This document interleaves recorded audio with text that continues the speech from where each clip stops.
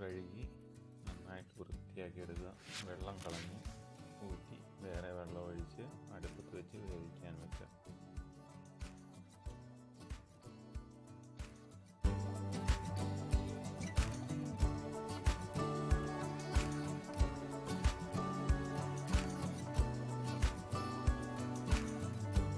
കപ്പ വേകുമ്പോഴത്തേനും അതിന് വേണ്ട അരപ്പ് നമുക്ക് റെഡിയാക്കാം. തേങ്ങ ചിരണ്ടിയത്, ജീരകം, വെളുത്തുള്ളി, ചെറിയുള്ളി, പച്ചമുളക്, കറിവേപ്പില, മഞ്ഞൾപ്പൊടി ഇത്രയിട്ട് മിക്സിക്കകത്ത് ചെറുതായിട്ട് ചതച്ചെടുക്കുക.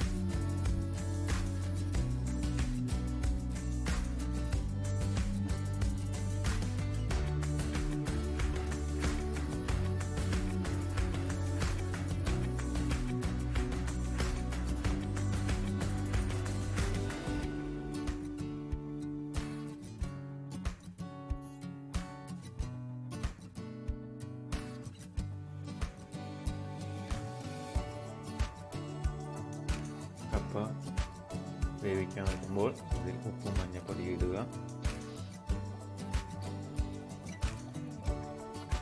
വെന്ത് കഴിയുമ്പോൾ അതിൻ്റെ വെള്ളം ഊറ്റിക്കളയും.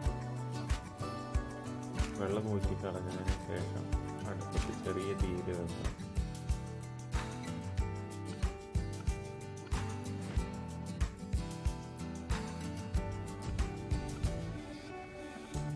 അതിനുശേഷം കപ്പയുടെ നടുകൈ അരപ്പ് നമ്മൾ ഉണ്ടാക്കി വെച്ചിരിക്കുന്നത് ഇട്ട് മൂടി വെക്കുക.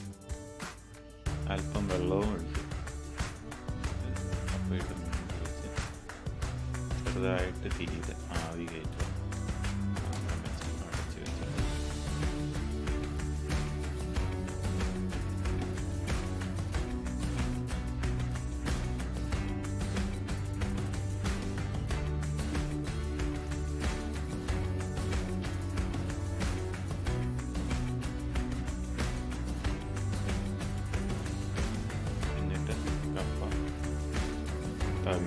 തവി കൊണ്ട് പതുക്കെ ഉടച്ച് നന്നായിട്ട് പ്രസ് ചെയ്ത് ഉടയ്ക്കുക. നല്ല രീതിയിൽ ഇതേപോലെ കുഴഞ്ഞ് കിട്ടും. അധികം വെള്ളം ഉണ്ടെങ്കിൽ അത് കുഴഞ്ഞു പോകും.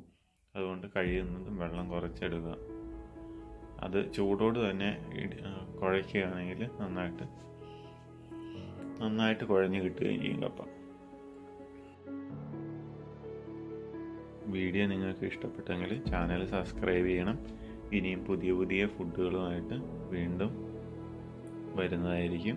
അപ്പോൾ വീണ്ടും കാണാം. പാലക്കാരൻ്റെ ചായക്കട.